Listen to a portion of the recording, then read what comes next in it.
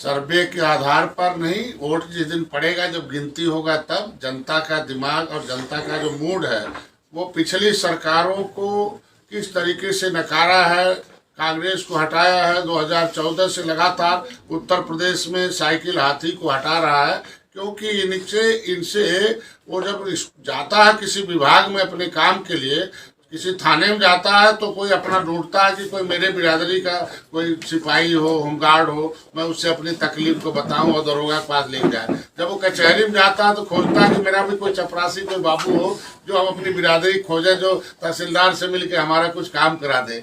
जब वो कभी जाता है ब्लॉक पर तो खोजता है अपनी बिरादरी को। इसी तरीके हर विभागों में आदमी जाते हैं और अपनी बिरादरी जब नहीं पाते हैं, उनको लगता है कि मैंने बहुत गलती से जब हाथी बटन दबा दिया, हाथी हीरो हो गई, उसके लोग हाकिम पैदा हो गए, हमारा बेटा हरवा पैदा हो गया। हमने साइकिल बटन दबा दिया, उनका बेटा जो है हाकिम पैदा हो गया, दरोगा एसपी आईजी हो गया, हमारा बेटा रिक्शा चलाने वाला पैदा हो गया। ये आदमी के दिमाग में जहन है 2014 से लगातार। इसलिए आप बड़ा गठबंधन 2017 में कांग्रेस के साथ हुआ था सपा का, लेकिन आप देखिए सपा कहाँ चली गई। सबसे बड़ा गठबंधन 2019 में बसपा सपा का हुआ था, फिर देख लीजिए समाजवादी पार्टी कहाँ चली गई, बसपा कहाँ चली गई। क्योंकि उससे जो बड़ा गठबंधन था कि देश को आजाद कराने वाली 578 जातियां, जो केवट मल्ला, बिंद, कश्यप, कहार, धीवर, रैकवार, बाथम, सुरैया, कुलवट, चाहे, इन लोगों ने, इनको अंग्रेजों ने क्रिमिनल कास्ट घोषित किया था, इन्हें कानून बनाकर उजाड़ा था, संविधान बनवाया था,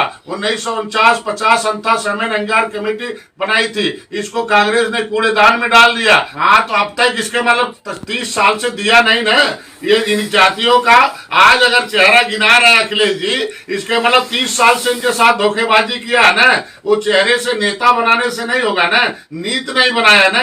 नीत अगर बनाए होते तो आज उस जाति का नेता नहीं खोजना पड़ता, आज नीत से उनका फला होता। कैसे वो यादव जो है उसे उसके खिलाफ आवाज आई, अखिलेश जी ने बयान दिया, वो अधिकारी ने बयान दिया था कि हमने इसीलिए किया था कि हारे हुए यादव का प्रमाण पत्र मैंने जीत का दिया कि मैं बच जाऊंगा जब अखिलेश जी की सरकार आएगी। अब मेरा समाज अगर झगड़ा करके प्रमाण पत्र लेता है तो कौन सा खराब काम है भैया। हमारे लोग अब तक सताए गए हैं, अब झगड़े कर रहे हैं तो कौन सा दिक्कत आ रही है। हम कहते हैं अपना हिस्सा लेने के लिए खड़ा हो गया 30 साल से। मैं कहता हूँ आज के दिन में निषाद के बेटे कैबिनेट क्यों नहीं बनाया।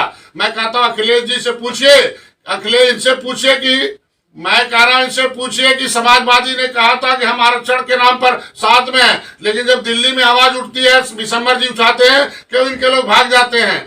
दोहरा नीति नहीं होना चाहिए, एक होना चाहिए। हम आंदोलन कर रहे थे, रेल ट्रैक पर गोली उन्होंने चलाई थी, एक मेरे को भाई मरवाए, 37 लोगों को जेल भिजवाया। आरक्षण के नाम पर 60 लोगों को जो है जेल में डाला, शरीर में कोई जगह नहीं होगा, महिलाओं को तांडव करके पिटवाया था। आरक्षण के नाम पर हमें जेल भिजवाया, 302 का फर्जी मुकदमा इन्होंने लगवाया है। दर्द हमें है, दर्द हमें हमारे समाज का है, इसलिए वो समाज उनसे दूर है, इसलिए उनका समाज दूर है। 30 साल से सपा हमारा वोट ले रही थी, हमने गोरखपुर में ले लिया तो कौन सा दोष किया। हम कहते 30 साल से तो हम साइकिल बटन दबा रहे थे ना, एक बार साइकिल ने बटन दबा दिया तो बहुत दर्द हो रहा है गोरखपुर में। हम 30 साल से इनको सरकार बना रहे थे, तब इन्हें परेशानी नहीं थी।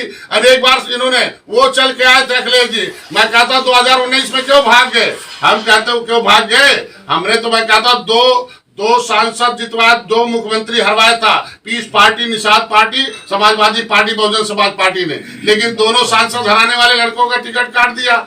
ऐसी सरकार नहीं चाहिए उत्तर प्रदेश में। समय आने दीजिए। इन्होंने हमारी बिरादरी भर्ती नहीं किया, 30 साल से हमारे बिरादरी पढ़ने नहीं दिया।